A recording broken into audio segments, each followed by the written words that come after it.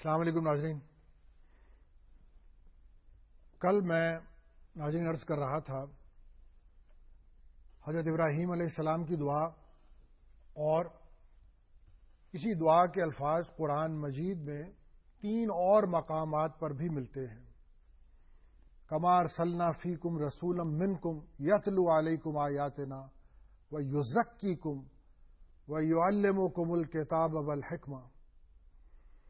اور بات میں یہ عرض کر رہا تھا کہ یہ حضور اقدس علیہ الصلوۃ والسلام کا مشن تھا، یتلو علیکم آیاتنا. اور میں نے اس ضمن میں یہ بھی عرض کیا تھا کہ اسی آیت میں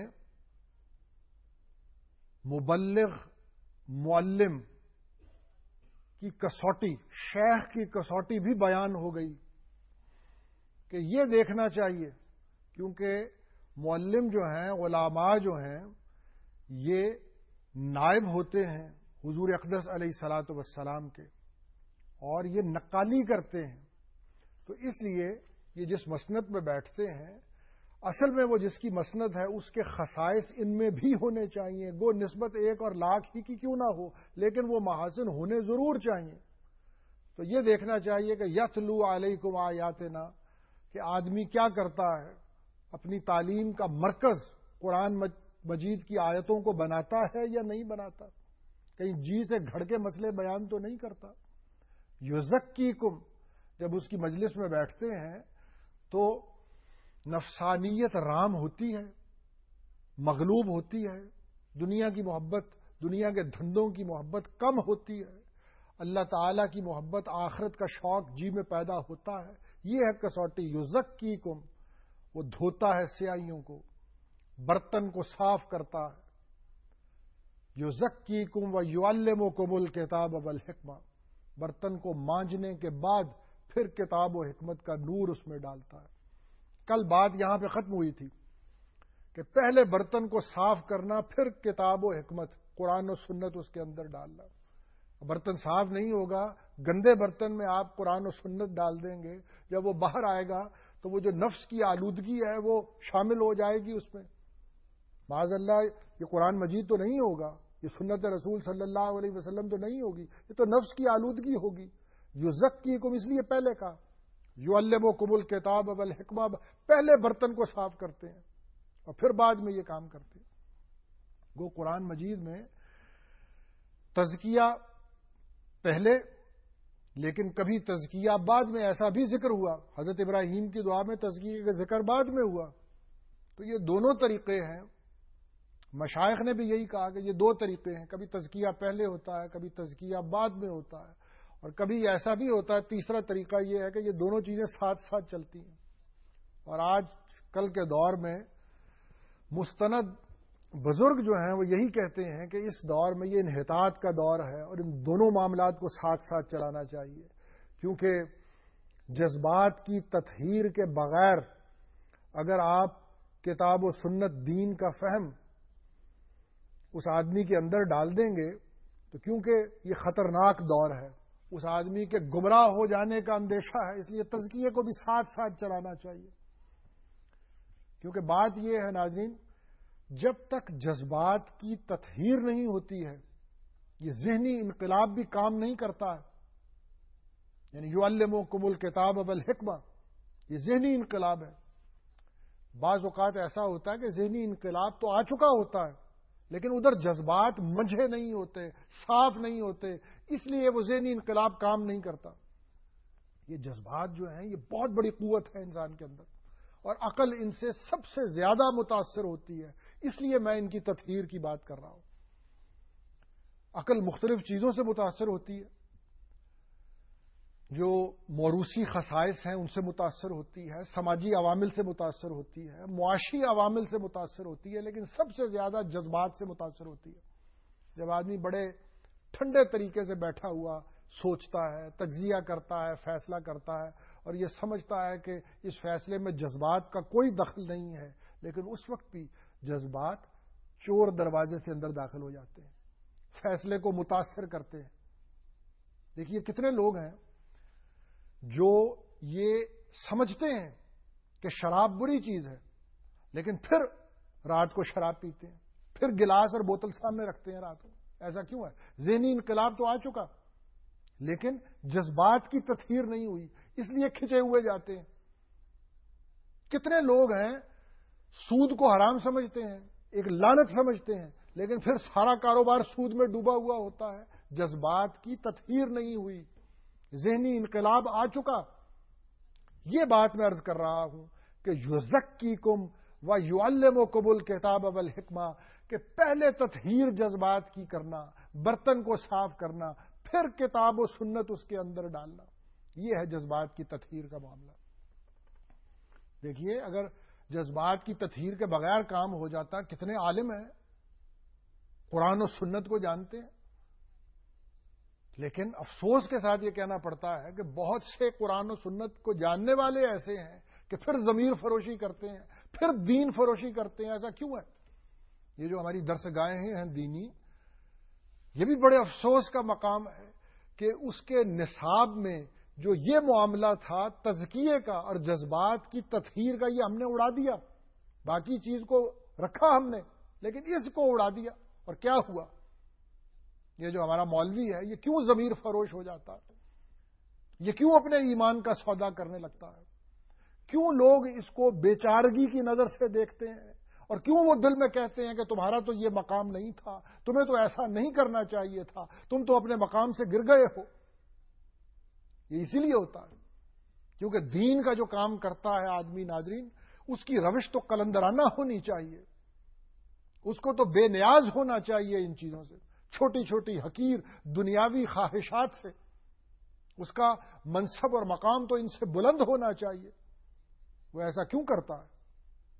یزکیکم و یعلمکم الکتاب والحکمہ. یہ وہ معاملہ ہے جو میں عرض کر رہا ہوں کہ برتن صاف نہیں ہوا، تزکیہ نہیں ہوا.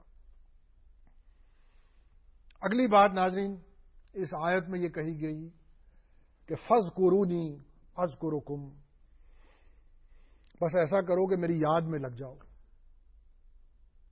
اذکرکم، میں بھی تمہیں یاد کروں گا. یعنی فاذکرونی، میرا ذکر کرو، میرا اور تمہارا تعلق بننے لگے گا. یہ میری طرف جو راستہ آتا ہے یہ کھلنے لگے گا. جیسے کسی آدمی کو کہنا کہ بھئی تم یہاں سے موٹر وے پہ چڑھ جاؤ، اسلام آباد جانا ہے، پھر اس طرح چلتے جانا، راستہ منکشف ہوتا چلا جائے گا. فاذکرونی اذکرکم، راستہ کھلتا چلا جائے گا. میرا ذکر کرو. میرا ذکر کیسے کرو؟ جیسے حضور اقدس علیہ الصلوۃ والسلام بتاتے ہیں، جیسے اولیاء، جیسے مشائخ کتابوں کو پڑھنے کے بعد، نسخوں کو استعمال کرنے کے بعد، ان کے فوائد کا تجربہ کرنے کے بعد تمہیں بتاتے ہیں فاذکرونی، اس طرح مجھے یاد کرو، اس طرح میرا ذکر کرو.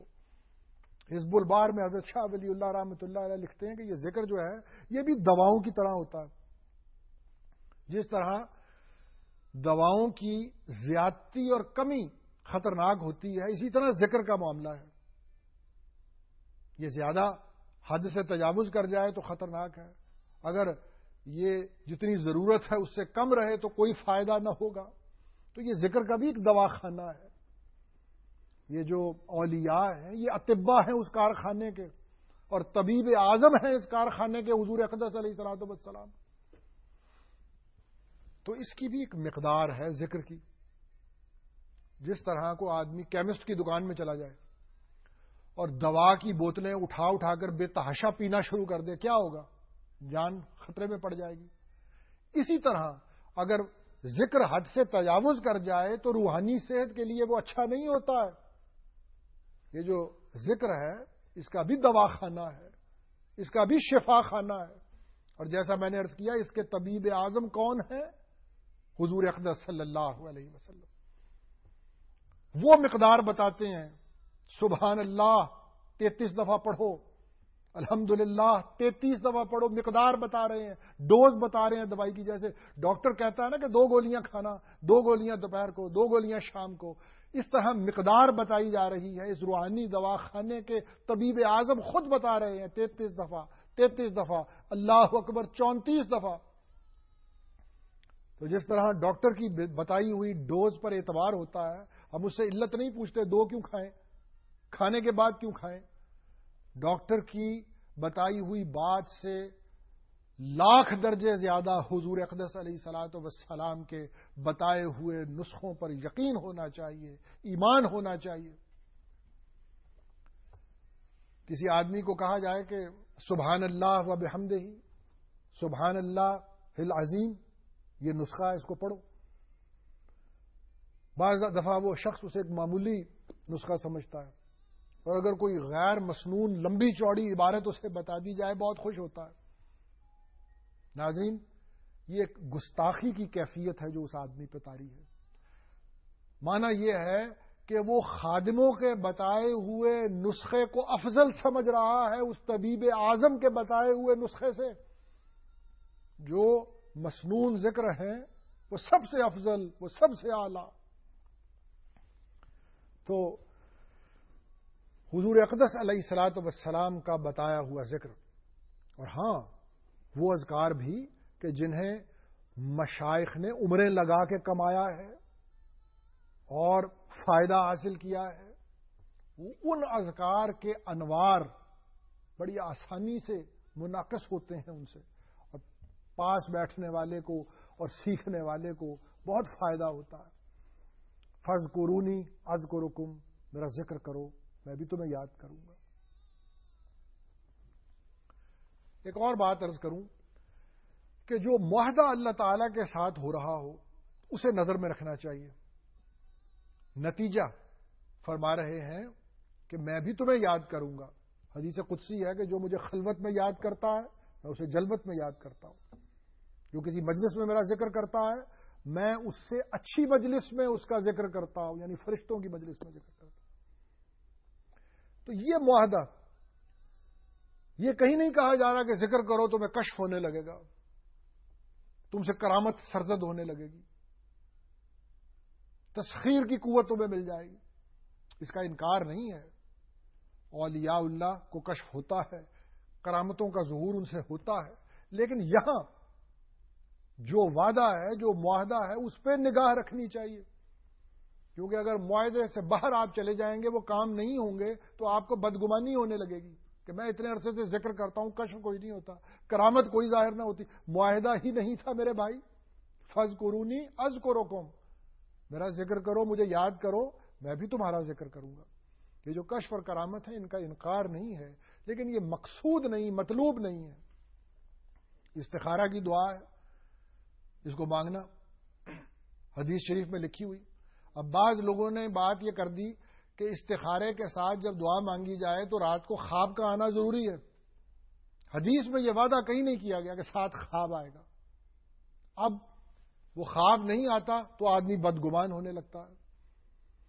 بات استخارے کی دعا میں اتنی ہے کہ اگر اللہ تعالیٰ سے خیر طلب کرو گے کسی خاص کام کے لیے، اگر اس میں خیر ہوگی تو اللہ تعالیٰ تکوینی طور پر ممد و معاون ہو جائیں گے، وگرنہ تکوینی طور پہ کوئی رکاوٹ ڈال دیں گے، وہ کام نہیں ہوگا.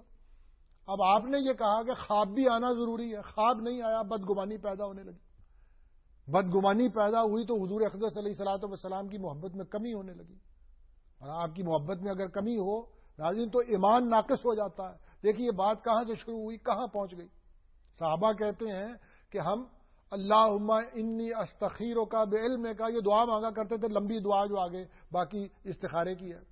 سفر پہ جانا ہوتا تھا دعا مانگتے تھے اور سفر پہ نکل جاتے تھے. اگر خیر ہوتی تھی تو موافق رہتے تھے حالات سب کے سب، اور اگر بھلائی نہیں ہوتی تھی تو کوئی رکاوٹ پیش آ جاتی تھی، سواری نہیں ملتی تھی، ہمیں روک لیا جاتا تھا. تو معاہدہ جو ہے، جس چیز کا وعدہ ہے، اس پہ نگاہ رکھنا. فاذکرونی اذکرکم، میرا ذکر کرو. اور ذکر جو ہے ایک جامع لفظ ہے. افضل الکلام اربع، لا الہ الا اللہ، سبحان اللہ، الحمد للہ، اللہ اکبر. حدیث شریف آپ کی خدمت میں عرض کر رہا ہوں کہ یہ قرآن مجید کے بعد ذکر کے بہترین کلمات ہیں.